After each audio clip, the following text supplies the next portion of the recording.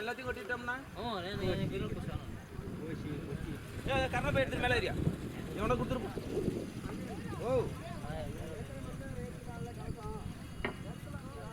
அவங்க எடுத்துட்டு ஏறினாங்கன்னா ஓகே கேட்டுங்க. ரெண்டாவது உள்ள ஏதாவது போடுறாங்களான்னு கேட்டுங்க.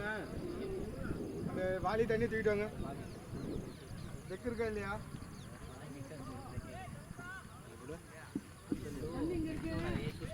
வீட்டில் சூஸ் பண்ணிக்கலாம். மேமைతే బొమ్మను పైకి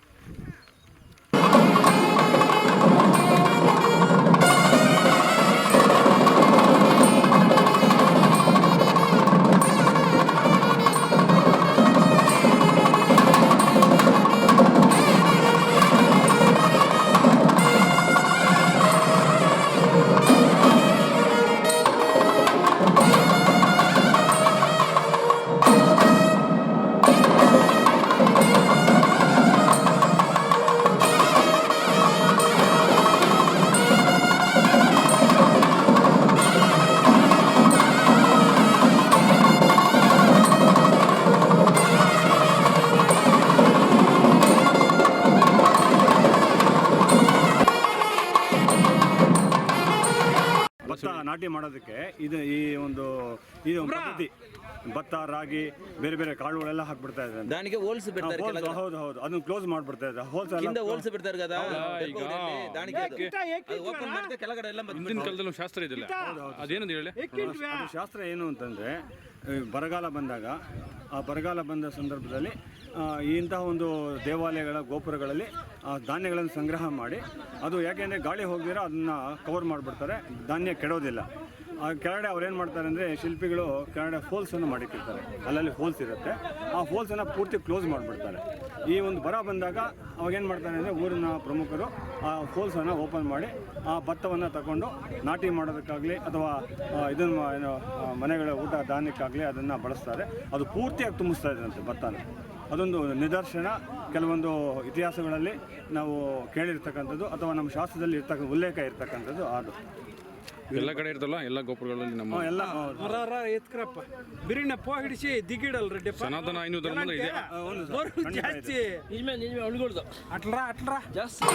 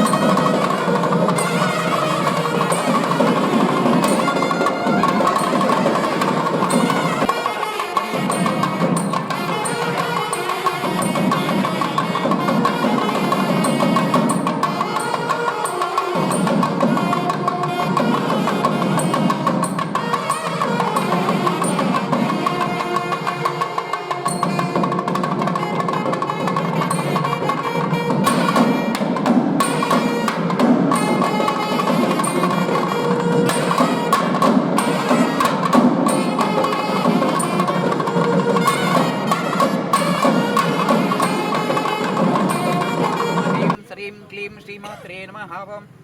ಓಂ ಐಂ ಹ್ರೀಂ ಶ್ರೀಂ ಕ್ಲೀಂ ಶ್ರೀಮಾತ್ರೇ ನಮಃ. ಓಂ ಐಂ ಹ್ರೀಂ ಶ್ರೀಂ ಕ್ಲೀಂ ಶ್ರೀಮಾತ್ರೇ ನಮಃ. ಓಂ ಶ್ರೀಮಾತ್ರೇ ನಮಃ. ಓಂ ಏತದ್ ದೇವಾಲಯೇ ಶಿಖರ ನಿರ್ಮಾಣ ಕಾಲೇ ಸಕಲ ಶುಭ ಫಲಾವಾಪ್ತ್ಯರ್ಥಂ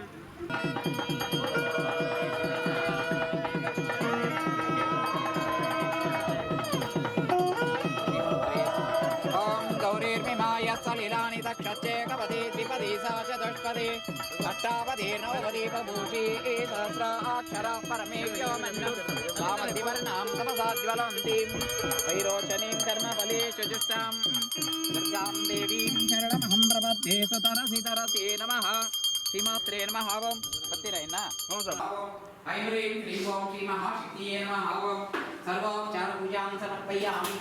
ओम जातोम गौरीर्मिमाय सलिलानि दक्षते कमति त्रिपदीतां कृतनादितकं सहमानमुग्रमग्निगं कुमेव हरमासदस्तात् सनः परषदत दुर्गाणि विश्वाक्षामद्देवा अदरिताचिग्निः रत्नोषिटमीज अध्वरेषु सना च भवत नव्यस्य सत्य सत्सीः स्वांशाग्नेतनवं विप्रयस्वामभ्यञ्च सौभगमाय यस्व गोपेर्जष्टमय च निषक्तं तवेन्द्र विष्णो नरसञ्चरीम.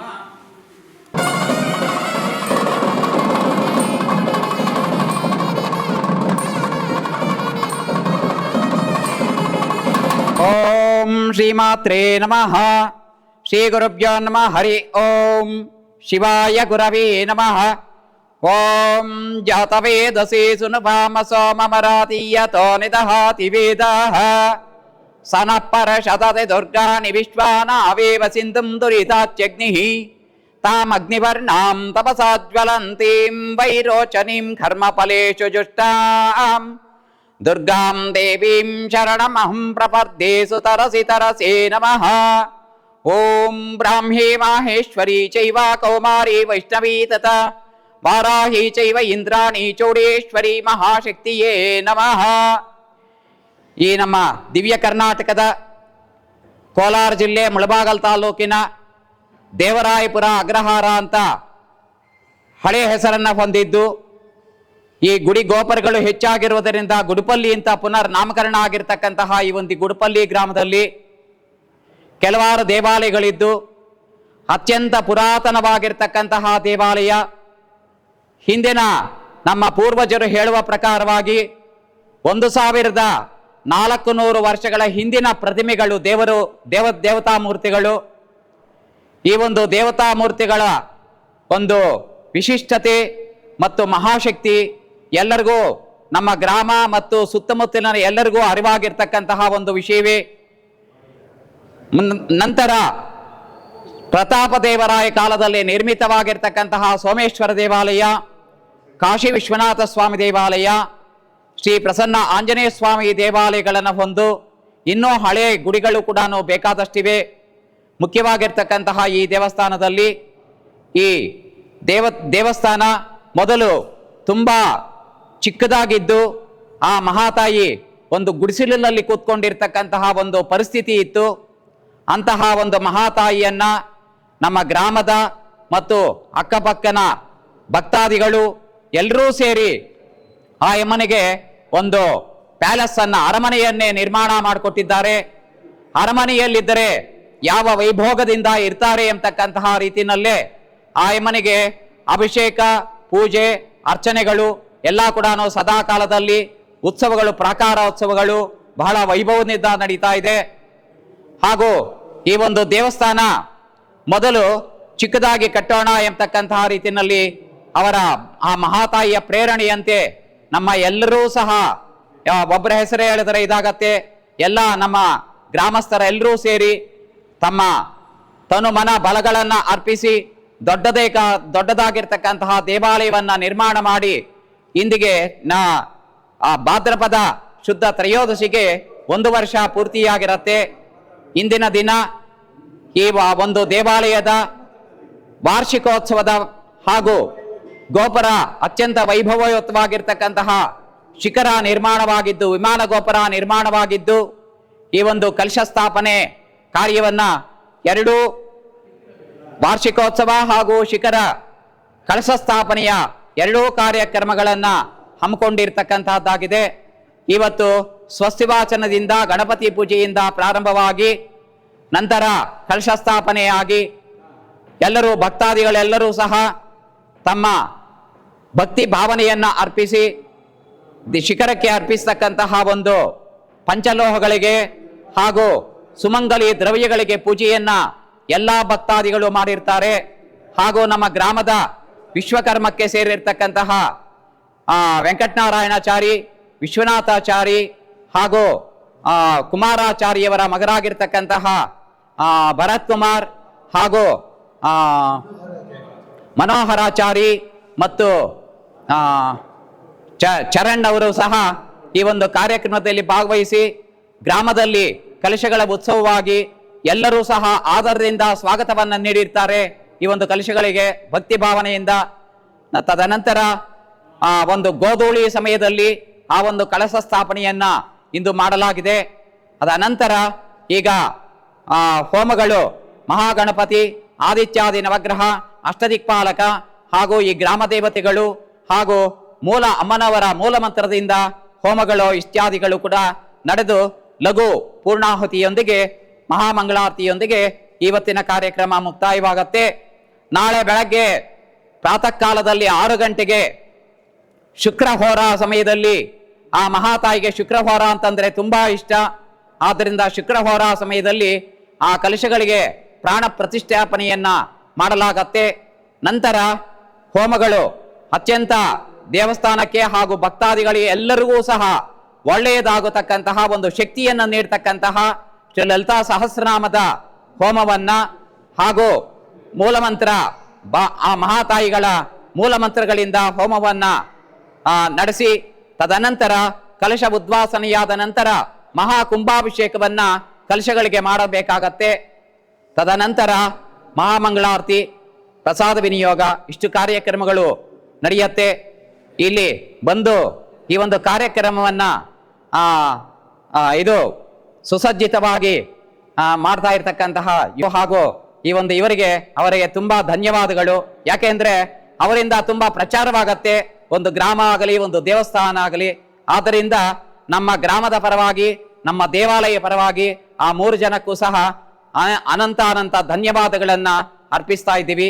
ಹಾಗೂ ಎಲ್ಲಾ ಭಕ್ತಾದಿಗಳಿಗೂ ಸಹ ಆ ಮಹಾತಾಯಿ ಸಂಪೂರ್ಣವಾಗಿರ್ತಕ್ಕಂತಹ ಕೃಪಾ ಕಟಾಕ್ಷವನ್ನ ನೀಡಲಿ ಅಂತ ಹೇಳ್ತಾ ನನ್ನ ಮಾತುಗಳನ್ನ ಮುಗಿಸ್ತಾ ಇದ್ದೀನಿ. ಶ್ರೀಮಾತ್ರೇ ನಮಃ.